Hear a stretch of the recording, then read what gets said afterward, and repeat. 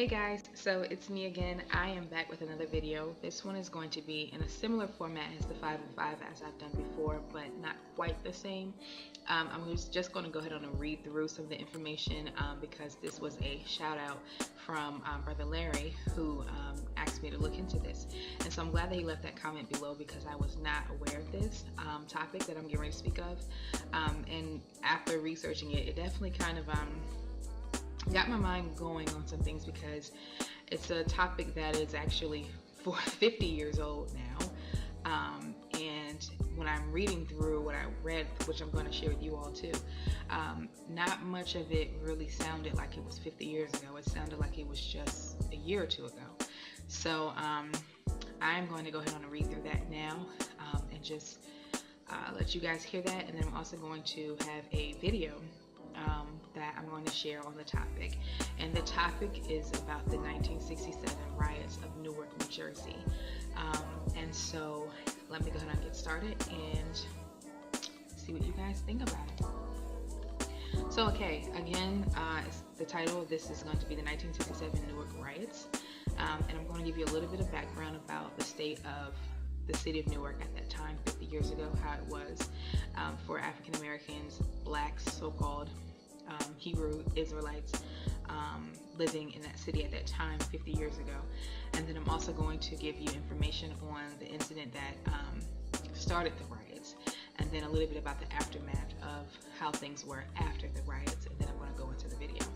So I apologize if I'm a little stuttering or saying something incorrectly, saying something. I'm gonna try not to do that. This is my second time filming this video because my mind is just kind of stuck on like, wow, I'm just trying to grasp. Maybe you guys will have the same reaction when you read this or when you hear it, if you haven't heard of this story before. But it just kind of shocked me because it just doesn't seem like it was 50 years ago. It seems like it's today. And so my mind's just kind of on that. So let's just get right into it. And again, I apologize if I have any typos. I mean, not typos, but any stuttering or anything like that. So forgive me in advance. All right, so background.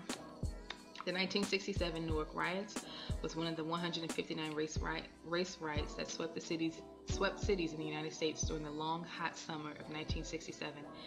This riot occurred in the city of Newark, New Jersey between July 12th and July 17th, 1967. Over 4 days of rioting, looting, and property destruction, 26 people died and hundreds were injured. So I'm just reading from Wikipedia, and you guys can look this up. It's very much open information, public information.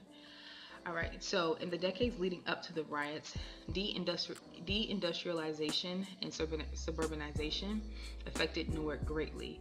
White middle-class citizens left for other towns across North Jersey, and one of the largest examples of white flight in the country. By 1967, Newark was one of the United States' first majority black cities, but was still controlled by white politicians.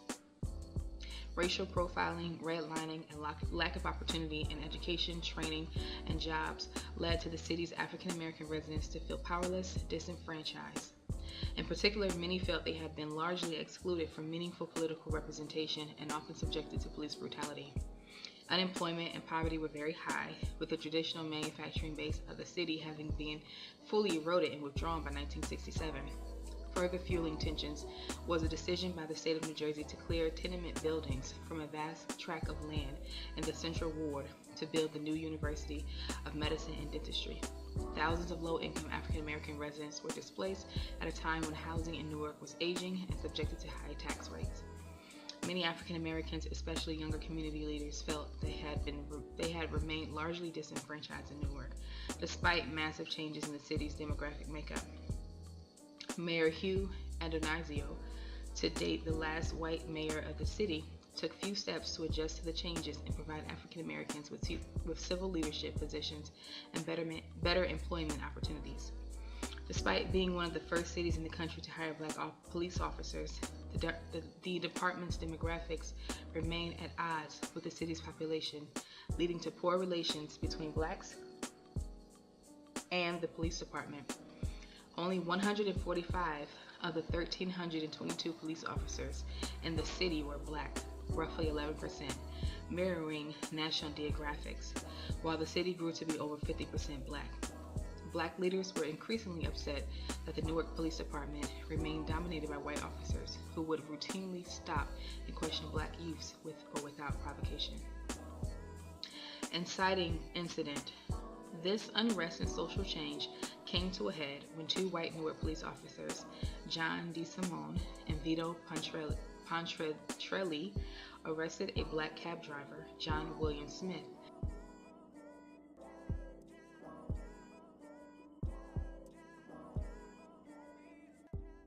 on the evening of July 12th.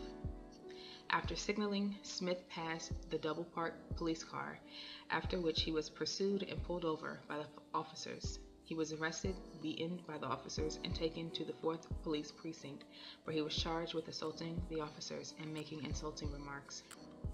Residents of Hayes Home, a large public housing project, saw an incapacitated Smith being dragged into the precinct, and a rumor was started that he had been beaten to death while in police custody. Smith, in fact, had been released in the custody of his lawyer. The rumor, however, spread quickly, and a large crowd soon formed outside the precinct. At this point, accounts vary, with some saying that the crowd threw rocks through the precinct windows, and the police then rushed outside wearing hard hats and carrying clubs. Others say that police rushed out of their station first to confront the crowd, and then they began to throw bricks, bottles, and rocks. At least 5 police officers were struck by stones, according to one officer. Some residents went to City Hall and shouted angry protests. After midnight, false alarms caused fire engines to race around a 6-block area along Belmont Avenue. Looters smashed windows of a few stores and threw merchandise onto the sidewalks. According to police, liquor stores were the main target of looters. As the rumors were dispelled, things calmed. And it goes on to say a little bit more about the riots. I think I'm going to leave that to the video. I think that might explain it a little bit better. But I did want to point out that it said that as a result, the riots cost about $10 million in damages and destroyed Newark's reputation. $10 million in damages in 1967 is equivalent to $72 million today in 2017, 50 years later. That's a huge jump and a huge inflation. And then it also says that,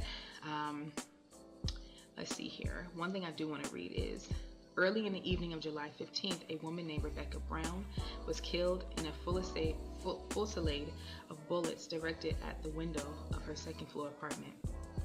This event helped to set off the worst of the fighting.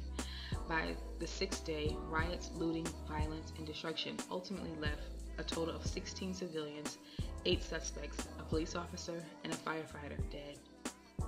353 civilians, 214 suspects, 67 police officers, 55 firefighters, and 38 military personnel injured, and 689 civilians and 811 suspects arrested. And then also it says that as of 2000, when Newark's population of blacks was 52%, when Newark's population of blacks was 52%, Latinos 34%, and white 14%, the Newark Police Department was only 37% black, 27% Hispanic, and 36% white. Fast forward to last year, as of 2016, the force was still 35% black, while the Latino portion had increased to 41%. So this was also depicted in a 1997 novel called American Pastoral, and then it was also depicted as a film in 2016, which I had no idea that actually happened. And then it also says that Revolution 67 is a feature-length documentary about the riots by Emmy-nominated Newark-based filmmakers Mary Lou and Jerome Bongiorno. It premiered on PBS in 2007 as part of its series POV, and examines the causes and outcome of the 1967 Newark riots. So I am going to link the full length, because I think I know the one they're talking about. I'm going to link the full length video documentary about this, and then I'm going to upload a shorter length, about a 10-11 minute video speaking about this. So if you want to see it in full length, I will definitely link that below. And what I'm reading about now is just on Wikipedia, so you can also just Google 1967 Newark riots, and I'll probably link that below too. So once again, I definitely want to thank Brother Larry for shooting the comment to me about this. And again, like I said, I'm just kind of like surprised because I'm reading something that happened 50 years ago, but it doesn't even sound like 50 years ago. It sounds very much like today. And for Black people, you know, that's been in this country the last 398 years we've been here. It's nothing new, but it just doesn't get old. You know what I'm saying? Like, it does, but it doesn't. But it just doesn't get old. I mean, we get tired of dealing with this, but at the same time, it's like it's the same story. We've heard it for 400 years almost. And I guess if you're not Black, you don't really think about it. Some may, but majority of you don't. You don't even really realize what it's like to be Black in America, and to constantly have to deal with the same things over and over and over again. But thanks be unto the Most High Yah that our 400 years is coming to an end in 2019. And I'm looking forward to the Most High gathering His people back home to our land of Israel, and fulfilling the rest of the prophecies. I'm excited. So I you know, I hope this is something that's educational to you all. And if it is, please share it and feel free to comment below. And I look forward to seeing you in the next video. All right, have a good one. Bye-bye. Oh, and another thing that I wanted to add while I was working on editing and getting some photos for this video, the riot started because of the fact that they thought the man was dead. I am not condoning this kind of behavior at all. I definitely don't want to participate in it like that or think that that's the way to handle it. But I also understand that there are times where our people, plenty of times where our people, we get tired of dealing with certain things. And yes, you can go in the scripture and say, well, it's Israel's fault, Israel should have been obedient, and I get all that. That is true. I am not negating that. But because of a situation, you know, we are still human. We are still bound to react or respond to it. So for me, I'm not in any way trying to glorify these riots. For me, the point of doing this was more so because of the fact that, nor am I trying to glorify a rumor, because he wasn't dead, thankfully, but he appeared to be dead. But my point of doing this video is to show how, really what shocked me is the fact that nothing has really changed. Everything that I read about this story, even though it was written in today's time, it took place, or, you know, somebody, you know, edited it on Wikipedia in today's time, but it took place 50 years ago, over 50 years ago, this year. And we still have thousands of stories that we can find within the last year, last 5 years, last decade, that are exactly the same. And that's what's just, you know, ironic to me. So I am not in any way glorifying reacting in this manner, although I'm not going to, you know, shun anybody or you know, shame anybody for those who feel like this. I personally don't believe that we need to be acting out like this, but I can understand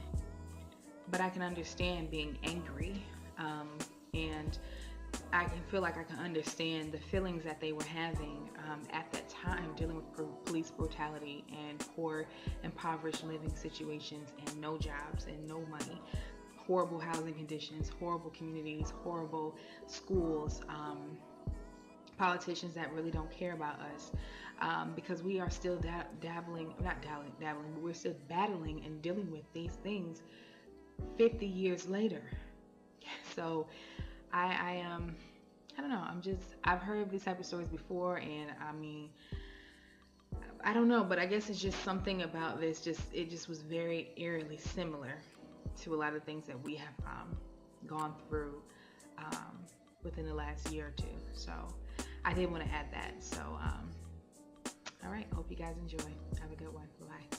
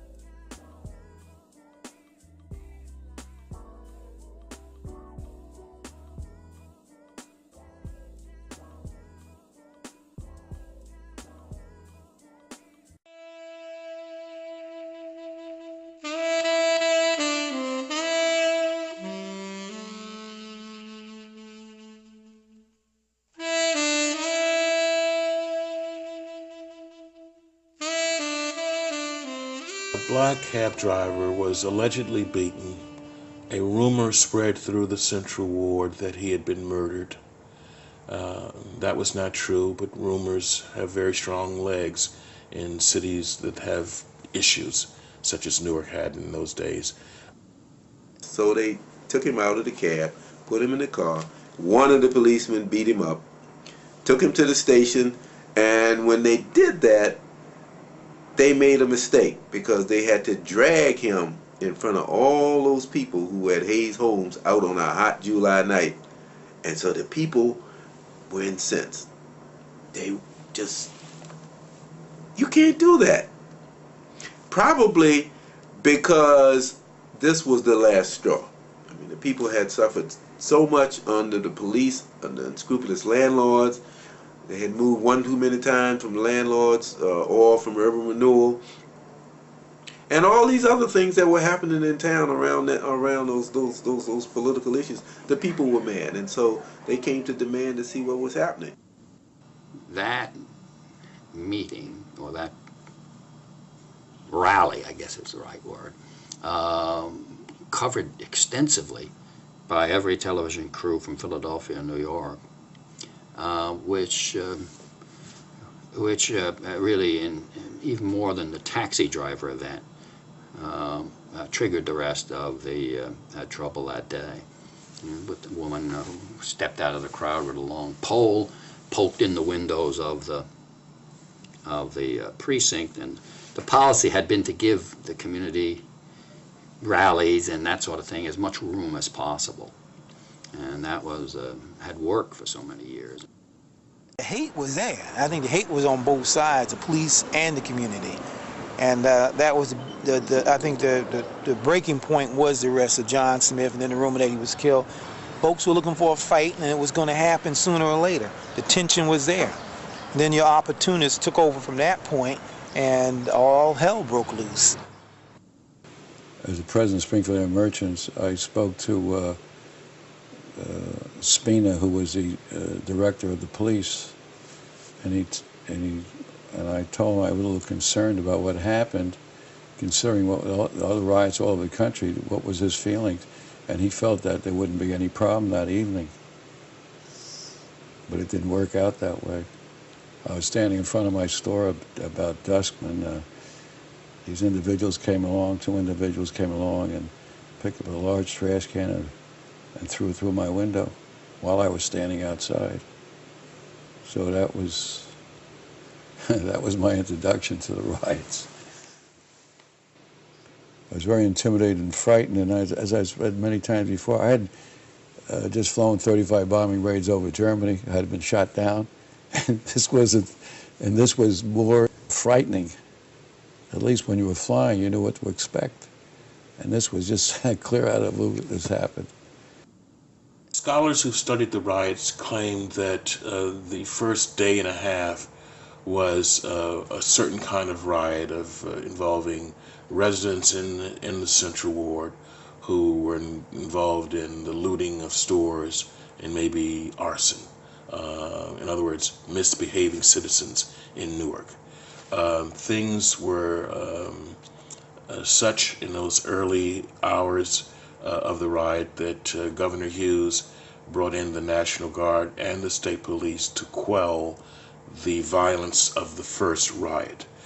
When those troops and troopers were brought in, then we enter the so-called second riot, which had all the markings of a riot by law enforcement officers. And that is the riot that took the greatest human toll. That's when people started losing their lives, and that's when the riot became a national spectacle of violence and mayhem and sadness and destruction.